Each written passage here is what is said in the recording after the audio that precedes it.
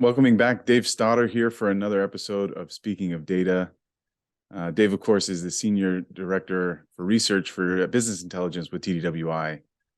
Welcome back, Dave. Thanks so much for taking the time. How are you today? Oh, good, Andrew. Good to see you, and looking forward to it. Thank you. Yeah, me as well. We'll jump right in here. We're going to talk about customer data management.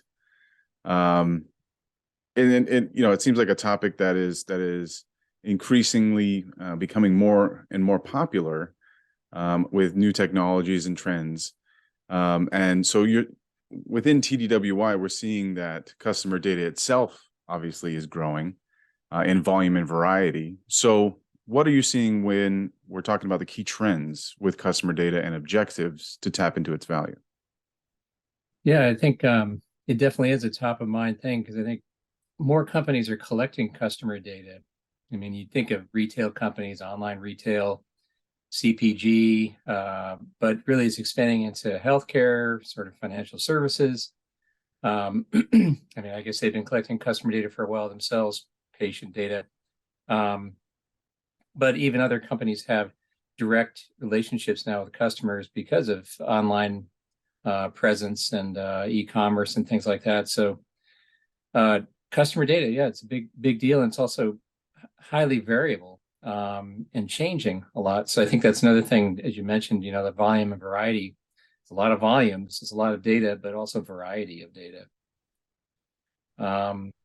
Yeah, so I think it's really incumbent upon organizations to modernize their customer experiences. And so that starts with modernizing their customer data management. So they need to be really thinking about how they can support all the initiatives they want to do around next-gen customer experiences, supporting things like, they've got dynamic pricing. And so they've got applications that are running 24/7 that are changing things depending on what's going on with customer data and analytics they're feeding into that. So there's a lot happening there. So I think one of the things that a lot of organizations are trying to get to, as I mentioned, variety and certainly the volume, is to get to the 360 degree of customers. And, that's also an expression that's kind of been around there for a while, but never more so than now, because there's so many different types of data, and organizations are trying to understand customer behavior across channels. They often have multiple channels, and even within e-commerce and just online, they have multiple channels there. They're trying to understand how loyal the customers are. Of course, some of their best customers, how loyal those customers are, what's influencing the customers. They want to understand attribution. So they're shooting a lot of marketing out there and advertising, and want to know, how is this affecting customer behavior? Is it leading to buying, transactions and things like that? So and want to be able to see the attribution, what's really what's influencing it. Is it working? Is it not working? What needs to be adjusted? So all of these things really matter. Just looking at some of our research, we see just 23% are satisfied with a single view of all relevant data. Of course, this is just data, not just customer data, but I think that tells us something about customer data. So that's kind of a small number. Less than a quarter are really very satisfied with it. And so there's a lot of strategies going on, whether to consolidate this data, how to deal with it, maybe in a virtualized, distributed kind of network to put it together. So it's an important issue right now. Absolutely, and it will only continue to grow, I'm assuming, as more and more customers are, getting engaging with organizations, and all these organizations may end up being purchased by other organizations or merging, and so all of that is going to be very important, that managing of that data. So based on what you're telling me, it sounds like organizations need to enable serious analytics, perhaps even something like AI or ML involved to ensure the success of their data management. Is that right? Definitely. I think that it's where a lot of analytics have always been headed, in AI and machine learning as well, to understand customer behavior. It's really kind of some of the original reasons for data lakes, to set up data lakes that can capture such a variety of log data, time series data, other kinds of textual data that are involved in interactions and experiences with customers. And so a lot of that feeds into, again, trying to understand loyalty, to increase loyalty and dwell time on websites, to understand who are the best fit customers, to how they can improve satisfaction. Of course, a lot of companies are trying to improve their net promoter scores, which is a measure used to gauge customer loyalty, satisfaction, their enthusiasm for the company. This, on the scale of 1 to 10, are you likely to recommend the company, that kind of thing. And so they want to have a really good score. And so anything they can do with analytics to improve that is a good thing. And then understanding customer lifetime value. That's another kind of metric out there that a lot of organizations are working with to try to understand the total revenue a business can reasonably expect from a single customer account throughout the business relationship. So the whole lifetime of the customer that they're working with. And so a lot of analytics being applied to that. And then finally, of course, personalization. Personalization, what can drive, improves in net promoter scores, improve loyalty. It's about learning about the customer, what's effective in terms of recommendations for the customer, in terms of cross-sell and upsell, understanding how to get to the best outcome with a customer. And so a lot of analytics needs to be applied to that. And we do see in our research, 65% demand for machine learning has increased over the past year. And again, this is broadly, but I'm sure a lot of it being applied to customer insights, and 47% supporting modern analytics, including AI and machine learning, is the primary motivation for evolving the organization's data strategy. That's from our data analytics survey in 2022. So, not that we closed that, I think, at the end of 2022. So it's actually pretty recent data. And a few other areas of focus here. Retargeting. So this is reaching out to previous visitors and sending them content through email or other means to generate more activity, try to get them back to the website to buy something. So that, again, is a very analytics-driven process. You have to have good data for that. And so I think, that pretty much probably hits the main things. Embedding analytics, as I mentioned before, the applications that are running 24/7, and trying to get to automated response to customer behavior. And so embedding analytics and machine learning in business applications, in websites and things like that is really critical. Of course, we're all experiencing that when we see, even generative AI, the large language models are starting to really come in there and be those little bots that are following us around or on websites, all of course driven by the most sophisticated analytics. Yeah, that's very interesting. You can easily see how AI and ML can really help these organizations with that customer engagement, with that reach out, and then of course to drill down on the actual data itself and be able to analyze it much faster, I'm assuming. So what about trends that you're seeing when using customer data platforms to collect and manage customer data? Those have been around for a while, but I'm assuming they're evolving quite quickly. So how is that developing, and is it a good strategy to use one of those platforms? Well, companies are right. They've been using or developing customer data platforms. All the major data management vendors, even CRM vendors, they all have kind of customer data platforms, and so it's been active for quite a while. As I mentioned, companies are collecting a lot of data, a lot of first-party data, so that direct to interactions with customer, and not to mention second-party and third-party various partners or data they may be acquiring. So there's a lot of different kinds of data that they want to pull together about customers, and instead of having it spread out over silos, which is so common, it's a good idea to have it in a single platform. Wouldn't that be great? A customer data platform, so you can pull all that data together. And so those are some of the missions, to be able to support a 360-degree customer view, have customer profiles that are fit for purpose, so you can generate those based on all of the data that you have about the customer. Say you want to look at customer segments for marketing platforms, understand things like that. Typically, they can support BI and analytics because they're often common in terms of data platforms, and help with governance also, because with governance, another thing we really, of course, need to think about with customer and consumer data is protecting personally identifiable information and other kinds of sensitive data. And so it's good to kind of collect that all together. Some of the problems with them, though, is that in practice, it turns out they're not really single and unified. We see that organizations often have more than one customer data platform that may be based on a particular application or particular data platform. So as much as they may try to collect it all in one place, they still have silos of it there. And it also, so in other words, there's a lot of data duplication still, and then quality issues that happen.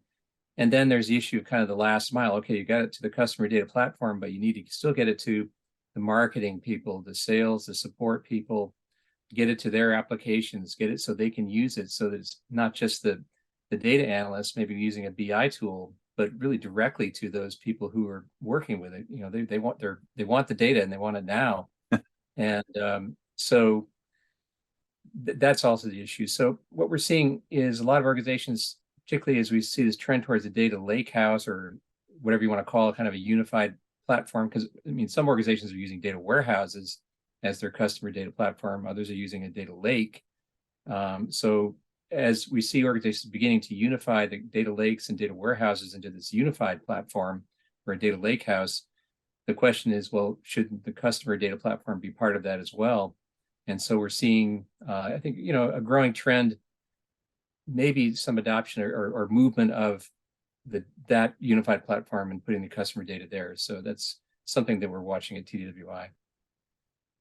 Yeah, definitely. We've been doing a lot of webinars and research and all of that on, you know, the evolution and emergence of the lake house. Yeah. But I want to go back to something that you did touch on there as far as data governance goes, because that's obviously data governance and complying with regulations is a big issue with customer data, as you might expect. So can you explain a little further how organizations are dealing with those responsibilities and what you've maybe seen as some best practices there?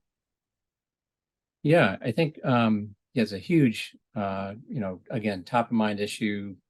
And of course, we see at TDWI two parts of data governance. There's the protecting sensitive data, complying with regulations, and that's kind of was in your question. And that's just obviously really critical, particularly when we're talking about customer and consumer data. The other side of it is improving data trust. And of course, part of trust is knowing that the data has gone through the process of the protection, that it's okay to use this data.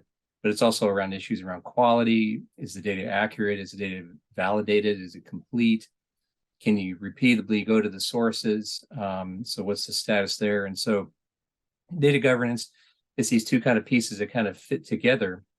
And but to address the protecting sensitive data, yeah, it's very important to understand the regulations such as GDPR, California's CCPA. You know, most states around, a lot of most countries is you know, been a huge movement globally to develop these standards. So it's important to know where that where your organization needs to comply with these systems, and they're often localization issues. So you may need to keep the data, and that's often a reason for a particular custom data platform within a certain, you know, within the EU, for example, or within certain countries that requires a distributed, like a data fabric, instead of being able to unify and centralize all of that data in one place. You know, without naming any names, there's some huge fines that are being put out there for violating precepts of, say, GDPR in particular. Over $1 billion, I think I saw recently in the paper for one company. So it's something to pay attention to. And I think some other practices is make sure that you have your data governance in sync with your data access control policies and procedures, and then security, certainly data security procedures, and then how you go about masking and anonymizing data to make sure it's all compliant. And then probably from a process and people perspective, to bring together a center of excellence, to bring the stakeholders together, the data owners together, your data stewards together, because data stewards are becoming so important in organizations, particularly for making sure everybody understands the governance regulations, and then also addressing the other half of it, as I mentioned, the trust issues, the accuracy, letting users know, can they count on the data, and what is the status of the data, sort of your internal experts on the data. So I think all those are good practices. Yeah, I would agree. Did you have something else to say? Yeah, I think that, you know, just to quote some research, yeah, that data quality is a #1 objective for modernizing data management, integration, and governance is I think #3. So those are always top of mind issues every time we do research surveys at TDWI. So, Dave, I wanna let you go here in a little bit, but I would love to, before you go, hear about your thoughts on like strategy recommendations that you would recommend for improving the value management and governance of customer data. Just a kind of maybe a general theory from you. Well, I think the main thing is, organizations should never stand pat. They've got competitors out there who are working very hard, and they could be even small organizations that are really data driven from the get-go and coming in to compete with maybe your large organization. So it's important to really stay on top of all the different technologies and practices that are, modernizing. I think, as I mentioned, a lot of more companies are collecting first-party data, but they also have second and third-party data. So you want to make sure you're managing that data well, and then paying attention to the governance requirements that you've got to be able to maximize the value of that data. And it can't be done, Rome wasn't built in a day, and customer data platforms aren't typically settled in a day either. It takes a while to get this together, and then it's sort of changing quite a bit because the volume and variety are changing. So look at things like a unified data lakehouse or unified data platform in the cloud, particularly is a good option there. And then think about those applications that I talked about, the automated applications that you're embedding analytics. So you want to improve the data assets and be able to deliver, as the lingo today, talk about data products or data as a product. What are your processes for delivering the data products, particularly for those kinds of applications? So not forgetting about those. Those are kind of the top ones that I could, talk about. And just, look about another areas, pipelines and data connectivity, both pipelines into your whatever you're using as a platform for customer data. And then make sure you have it working to go out to those applications that I mentioned too, that's often where there's a lot of bottlenecks and delays and dissatisfaction. So look at how you're getting data in and getting data out of those systems as well. Yeah, that's very helpful. And I know that is, this particular aspect of data management, customer data management, only is going to get, I think, tougher to comply with, evolving regulations and harder to govern with the various amounts of data coming in, rapidly day after day. So I expect there to be some changes, upcoming, ever changing in this particular realm. And I'm sure that we'll, maybe in a couple months, there might be something else regarding this for us to touch on again. But it'll certainly be a topic that we talk about a lot moving forward, I think. So Dave, I really appreciate you taking the time out to explain this a little bit in depth and give us a little snapshot of where customer data management is.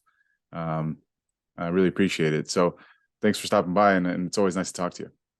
Thanks, Andrew. Yeah, it's been a pleasure. Hope we can talk again about this topic. Yeah, down the road would be a good idea. Yeah, sounds good.